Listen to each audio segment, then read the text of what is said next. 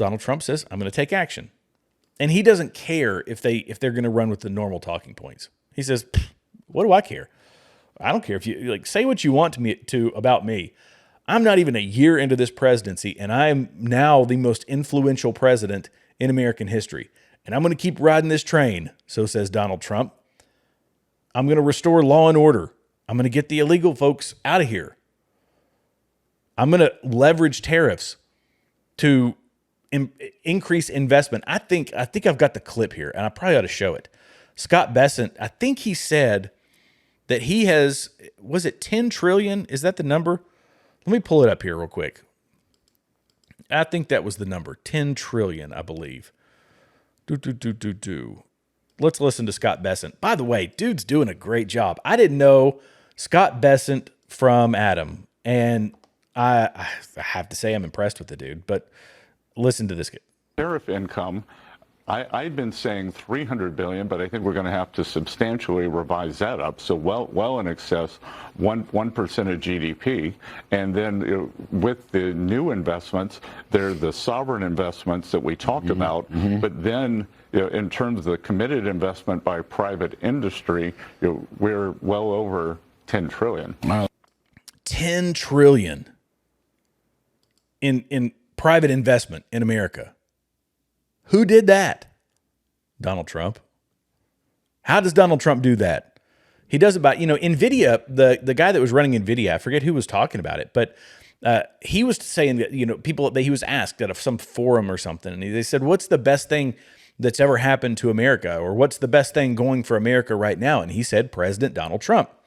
President Donald Trump worked out a deal, and I don't know the specifics, so I'm hesitant to even bring it up. But if you're a business person out there watching, let me know what the deal was. But it was basically NVIDIA creates these chips. These chips go, I believe, to China, and Donald Trump worked it out so he could work around the tariffs, and instead of paying the tariffs for the goods coming out of China, he's just going to pay the U.S. government directly, essentially.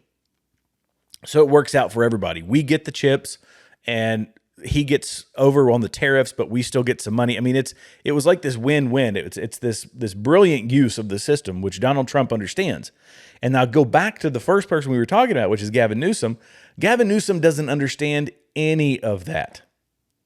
Gavin Newsom doesn't understand any of that. Gavin Newsom is just a politician.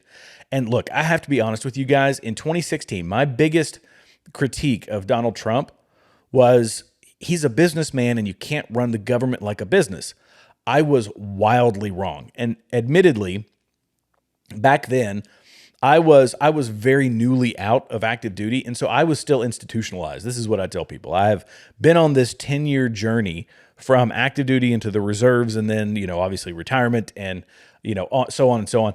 I was an institutionalized person. I'm not institutionalized anymore. I have broken those barriers. I have broken away from that institutionalization. And when you live and exist inside of a government system, or in Gavin Newsom's case, just inside the government, you are entirely institutionalized, and the way you approach problems are as a bureaucrat, not as a free-thinking, capitalist, a guy who has to do it because the system is, your success or failure is only based on you. In the government, success or failure is just a write-off. Success or failure is a rounding error. It's not your money. Donald Trump was dealing with his money and his success. Donald Trump's a guy who was $900 million in debt. He tells the story of being on the street in New York, he said, with a beautiful woman. Of course, he was with a beautiful woman.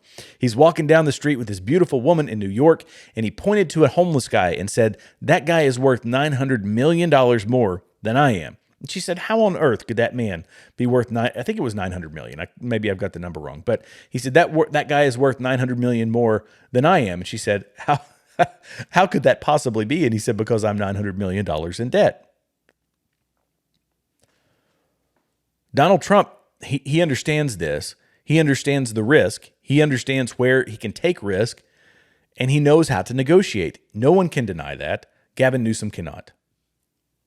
Whatever success Donald Trump has, Gavin Newsom's focus isn't going to be continuing that success.